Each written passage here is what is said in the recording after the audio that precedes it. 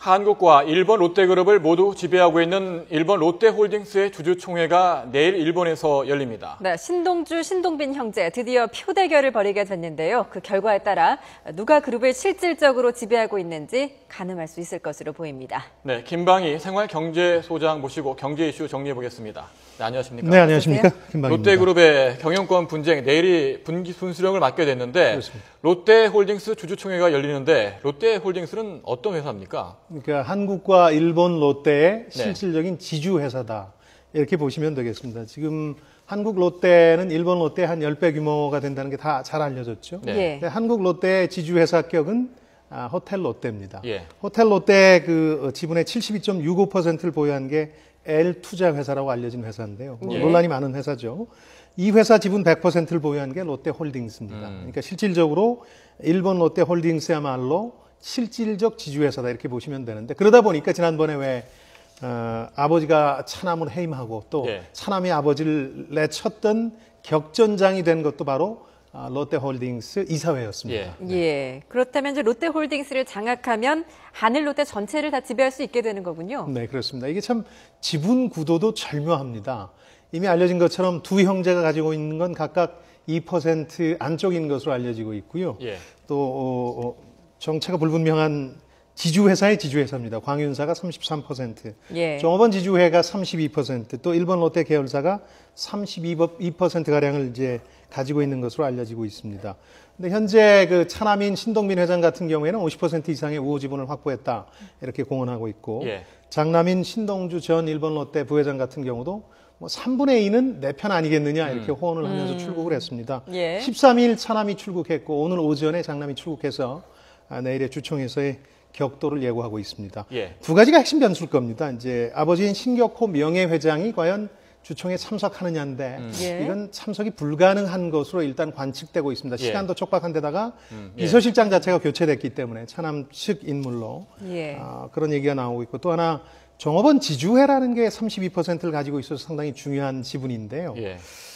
신동빈 회장은 이 지분이 사실상 자기 편이다, 자기 우호 지분이다 이렇게 확신하는 데 반해서 신동주 전 부회장은 자신이 편이 돼주길 기대한다.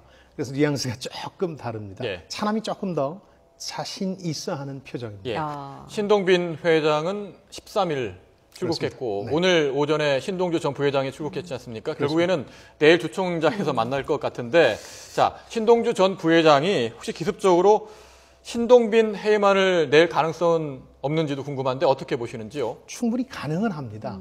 다만 해임안을 낼 수는 있는데 문제는 참석 주주 50% 이상의 결의로 그걸 통과시킬 수 있느냐, 이게 문제겠죠. 이게 관건일 텐데, 현재는 신동빈 회장 쪽에 서 있는 주주들한테 아버지의 뜻이다 이런 내용을 가지고 장남이 설득하는 작업에 주력하고 있는 것으로 보입니다. 내일 어떤 전격적인 주총에서의 그 선택을 하느냐는 아직 분명치 않습니다. 다만 이제 이번 그 주총의 경우는 어쨌든 신동빈 회장 차남 측이 주도권을 가지고 열고 있고, 이를 통해서 자신의 지배권을 확실히 하려 한다는 점만은 이제 분명한 것으로 보이는데요. 여기에 어떤 도전을 할 것이냐, 장남이, 이게 이제 관건이겠죠. 그렇군요. 일단 이제 내일 주총 결과를 보면 이제 신동빈이냐 신동주냐 판가름이 날 것 같은데, 앞으로의 이제 경영권 분쟁에는 어떤 영향을 미치게 되는 겁니까? 결과에 따라서 주총에서 승자가 나오긴 할 겁니다.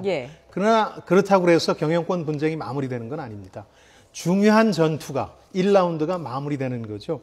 전쟁 자체가 마무리되는 건 아닙니다. 다른 형태의 전투가 벌어지겠죠. 예를 들어서 한국과 일본 법정에서 소송이 상당 기간 지속될 수밖에 없을 겁니다. 어느 쪽이든 이번 주총에서 패한 측에서 소송에 적극적으로 나설 테고요. 이 과정에서 신격호 회장의 의중과 건강 상태가 상당히 중요할 테고요. 그분이 한 말과 조치의 법적 효력을 다투는 지리한 법적 논쟁이 계속될 것으로 봅니다. 다만 그 과정에서 그룹 전체의 공멸 가능성이 이제 제기되기 시작하면은 가족 중에 누구를 중심으로 해서 중재와 타협의 노력이 이루어질 수도 있다고 봅니다. 내일 롯데홀딩스 일본에서 주주총회가 열리면 저 YTN이 뭐 일본 특파원 연결해서 좀 더 내용도 알아보고요. 속보도 전해드리도록 하겠습니다. 자, 이맹희 CJ그룹 명예회장이 14일 별세했죠. 역시 형제간 경영권 다툼을 겪어서 화제가 됐고, 그 과정에서 밀려난 인물이기 때문에 더욱 화제가 됐습니다. 비운의 황태자다. 삼성그룹의 장남인데 경영권 분쟁에서 밀려났다. 그 자체가 화제를 모았는데 중국에서 별세했다는 것도 눈길을 끌었거든요. 예. 그 창업주인 아버지 이병철 회장과의 갈등, 이게 이제 근본적 원인이었죠. 야인이 된 계기가. 예. 근데 이 점은 현재 롯데 경영권 분쟁하고 비슷합니다만은 예. 장남인데 아버지한테 내쳐졌다는 점은 좀 다르죠. 예. 그래서 68년에 사실은 승계자, 후계자로 사실상 확정이 됐습니다. 이제 아버지하고 아들의 얘기가 각각 자서전에서 좀 다르게 등장하는데요. 네. 아버지는 이제 총수 대행으로 부임한 지 6개월 만에 회사가 어려워져서 자진 사퇴했다 이렇게 주장했고 화엄자전이라는 자서전에서 예. 또 이 아들인 이명희 씨는 자신이 쓴 자서전 묻어둔 이야기에서 7년간 삼성그룹을 경영했다 이렇게 주장합니다. 예. 뭐 누가 맞든 간에 어쨌든 76년에 삼남인 이건희 씨를 후계자로 공식 인정함에 따라서 이분은 야인 생활을 거듭하게 되죠. 예. 회사 세계를 맡아서 경영해라. 아버지는 이렇게 지시를 합니다. 이 지시를 거부하고 출국하고 해외를 떠돌면서 반세기를 야인으로 지내게 되는 것이죠. 예. 예. 뭐 동생 이건희 회장한테 밀린 어떤 결정적인 일이 있었나요? 어르신들은 아마 이거 기억하고 계실 거예요. 이게 1966년 사건인데요. 한비 사건 혹은 사카린 밀수 사건이라고 어르신들이 많이 알고 계신 내용일 겁니다. 예. 1966년에 부산세관에서 한국비료, 당시에 삼성 계열사였습니다. 예. 사카린을 밀수하다가 이제 적발이 됐어요. 그래서 이제 사회적으로 엄청난 지탄을 받게 되죠, 삼성그룹이. 그래서 일가가 지분 51%를 국가에 헌납하고 또 이제 벌금도 냈고, 이병철 회장은 일시 일선에서 퇴진합니다. 그러고 나서 장남 이명희 씨가 68년도에 총수 대행을 맡게 됩니다. 예. 경영권을 공식적으로 승계했다 이렇게 외부적으로는 봤습니다. 근데 그 과정에서 아버지 아들의 갈등이 커진 계기는 이 밀수 사건의 청와대 제보가 장남과 차남이 공모한 것이냐, 것이 아니냐, 아버지가 이렇게 의심하고 확신하게 됩니다. 예. 이게 갈등의 도화선이 돼가지고요. 예. 아버지가 결국은 아들을 내치게 된 것이죠. 그래서 사실은 삼남인 이건희 씨를 76년 후계자로 확정하게 됩니다. 예. 네. 예. 그렇군요. 그런데 그 이명희 회장, 별세한 이명희 회장이 이병철 회장과 이 부자 간의 성격도 많이 차이가 나서 갈등이 더 깊어졌다 이런 말도 있던데 맞습니까? 그 형제 간 경영권 분쟁 혹은 뭐 부자 간 경영권 분쟁에서 우리가 이제 알아야 될 거는 단순히 돈과 재산만의 문제는 아닐 겁니다. 예. 돈과 재산만의 문제라면은 뭐 적당히 떼어주고 타협할 여지도 상당히 있다고 생각이 드는데요. 예. 사실은 스타일, 성격 차이라고 그럴까요? 어떤 의사결정이라든가 이런 부분들이 좀 달라서 네. 예. 우리 그룹의 생존과 발전에 어떤 게 도움이 되느냐에 대해서 나름대로 확신을 가지게 되는 거죠. 아버지, 아들 혹은 형제 간에 다른 생각을 가지게 되죠. 예. 내가 아니라 다른 사람이 경영 일선에 나서서 그룹을 이끌면 그룹의 생존과 발전에 지대한 악영향이 있겠다. 이런 확신에 차게 되면 사실 이건 돈과 재산을 떠나서라도 이것만은 막아야 된다. 그러면서 일전불사의 태도로 그야말로 이제 전쟁을 하게 되는 것이죠. 예. 그런 점에서 보면은 이병철 씨와 이명희 씨의 성격, 스타일 차이도 상당히 컸습니다. 이병철 씨 같은 경우 삼성그룹을 일구면서 상당히 내성적이고 침착하고 계산적이었던 것으로 알려진 반면에 예. 이명희 씨 같은 경우는 상당히 어떻게 보면은 그럴까요? 과격하다 그럴까요? 외향적이고 문제를 돌파해야 된다는 이런 성격이어서 아버지가 그걸 끝내 못 믿어하지 않았느냐. 물론 결정적인 그 갈등의 요소는 청와대 투서 사건이었습니다만은 이것 말고도 성격 차이를 기반으로 해서 아버지 창업주가 장남을 못 믿어했던 것만은 분명해 보입니다. 그렇군요. 예, 네. 그렇군요. 고 이병철 회장, 뭐 이명희, 이건희 씨를 비롯해가지고 삼남 오녀를 뒀는데요. 네. 이제 어떻게 이렇게 회사가 분리되는지를 좀 알아볼까요? 네, 식구들이 워낙 많았기 때문에요. 예. 회사를 분리하는데도 오랜 세월이 걸렸습니다. 그리고 가계도를 잠깐 지금 볼까요? 예. 가계도를 보시면 알겠습니다만은 상당히 많죠. 삼남 오녀 다 희자 돌림이고요. 삼성그룹으로 출발했지만 계열 분리를 통해서 상당수 그룹을 양산했습니다. 우리가 잘 아는 것들 몇 가지만 꼽아보면 예. 아까 그 장남과 아버지의 갈등을 얘기했습니다만 차남과도 갈등을 빚게 됩니다. 네. 차남도 공모했다 이렇게 아버지는 믿었는데요. 차남 이창희 씨는 일찌감치 1973년에 계열 분리를 하게 되는데 그게 세한그룹입니다. 우리가 잘 아는 그 음성이나 비디오 테이프 만들던 예. 세한미디어라고 기억이 나시죠? 네. 예. 2010년에 그룹이 해체되는 비운을 맞게 되고요. 91년은 그 가게도 맨 앞쪽에 나오는 장녀죠. 이인희 씨가 한솔재질을 중심으로 해서 한솔그룹을 꾸려서 계열 분리를 했고요.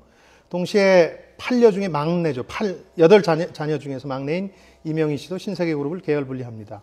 마지막으로 93년에 이명희 씨 일가가 제1제당을 중심으로 해서 계열 분리를 하죠. 이때 그 이명희 씨의 아내이자 또 창업주 이병철 씨의 맏며느리였던 손봉남 지금 CJ 고문이 가진 안국화재, 삼성화재입니다만 지분과 이건희 일가가 가진 제1제당의 지분을 맞교환합니다. 그렇게 해서 계열 분리가 완료됩니다. 이 가운데 CJ라든가 신세계그룹은 뭐 저에게 10위권을 넘보는 상당히 그 유망한 재벌그룹으로 성장했습니다. 네. 이번 사태를 보면서 느낀 점은 뭐 범삼성가라고 하지만 삼성과 또 CJ, 뭐 신세계 별로 사이가 좋지 않다. 그게 그 내막을 들여다보면 이렇게 부자, 형제 간의 상속 분쟁이 원인이 되지 않았나 이렇게 볼 수 있겠군요. 그런 점도 분명히 있을 겁니다. 롯데나 삼성의 공통점은 요즘 세간에서 말하듯이 피는 물보다 진할지 모르지만 돈은 확실히 피보다 강하다. 이런 얘기들을 하던데요. 예를 들어서 14일 지금 중국 베이징에서 폐암으로 별세했는데 이명희 회장 같은 경우에 18일부터 조문이 시작된다고 그러는데 여기에 친인척들이 참여할 것인가 이게 이제 세간의 관심사거든요. 15년 전 이제 범현대가가 경영권 분쟁을 맞았을 때는 결국은 다 참여를 했죠. 참여를 해서 회환도 나눴습니다만은 삼성의 경우는 쉽지는 않을 것 같아요. 여러 가지 앙금들이 남아 있어서 아까 말씀드렸던 삼성과 제1제당, CJ 간의 신경전은 끊이질 않았습니다. 뭐 여러 차례 사건 사고가 발생했고요. 다만 이번에 이제 이명희 씨의 장남 이재현 CJ 회장 같은 경우에 형 집행정지 상태에서 지금 치료 중이거든요.